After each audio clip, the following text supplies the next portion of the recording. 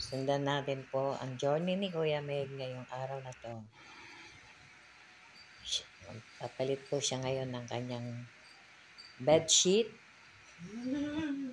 undang-unan, at kumot. Yan po ang gawain ni Meg.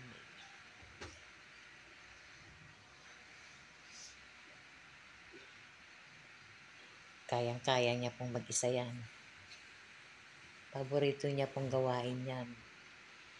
At tuwang-tuwa po siya pag malinis na ang kanyang tulugan. Siya mismo ang nagpapalit pag marumi na po.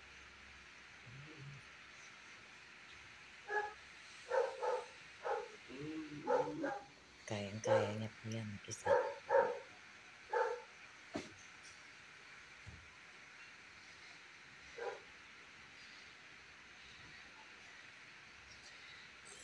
Yan.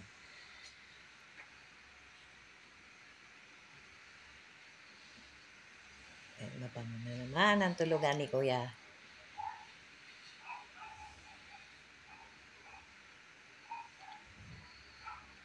Malaking tulong po si Kuya Migmig sa amin.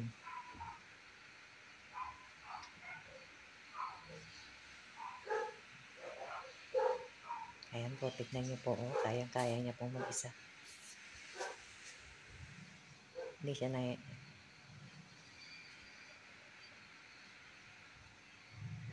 Wala po siyang katulong. Siya lang po mag-isa dyan.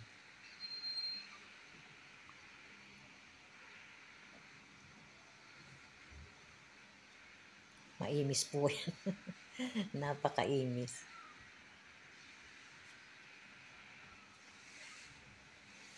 Tayo niyo po, madiskarte po talaga siya.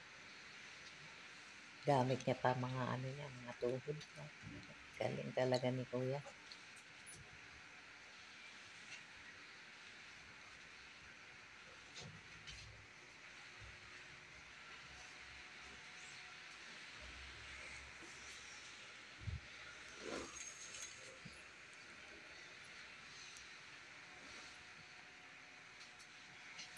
Madiskarte. Galing talaga ni Kuya Meg.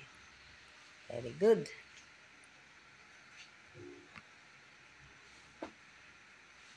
Galing talaga ng Kuya Meg.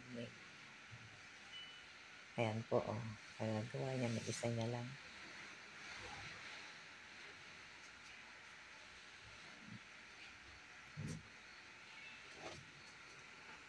Ganyan lang po kababa ang tulugan po niya. Malikit po yan matulog eh.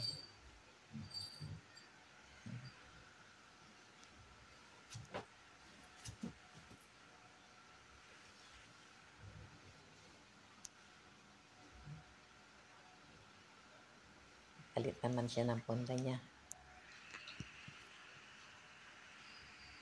Ang kumot niya, ayan, marami. Mabango na naman ang kumot niya at saka mga punta niya.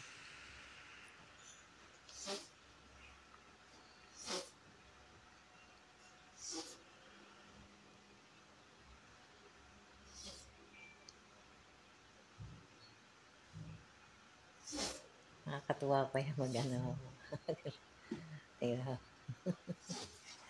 Hinihilera niya talaga eh. Yung mga ulan.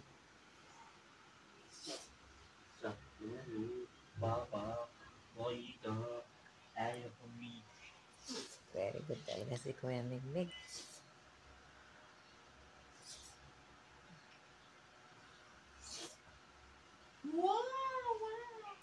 Napakaayos po talaga niya.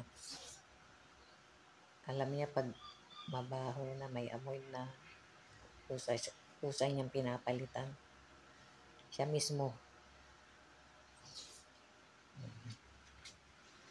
Wala pong nag-uutos sa kanya. Siya mismo nagpapalit kung alam niya na dapat nang palitan yung kanyang sobrikama at undang-unan at kumot.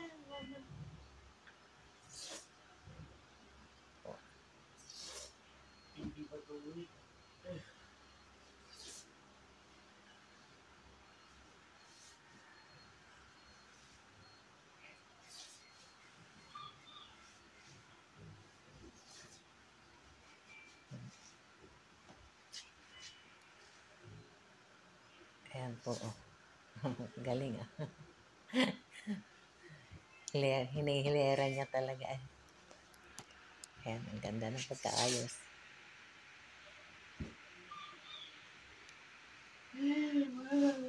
Mabango na naman ang kumot at unan ni Kuya.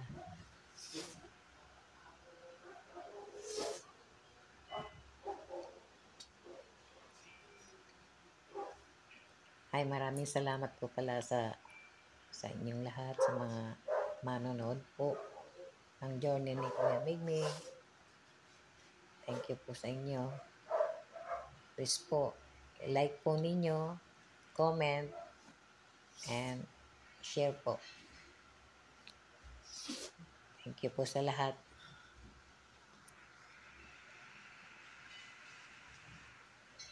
God is good all the time. Thank you po.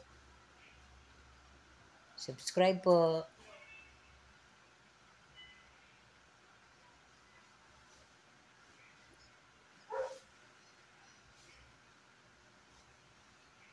Bye-bye.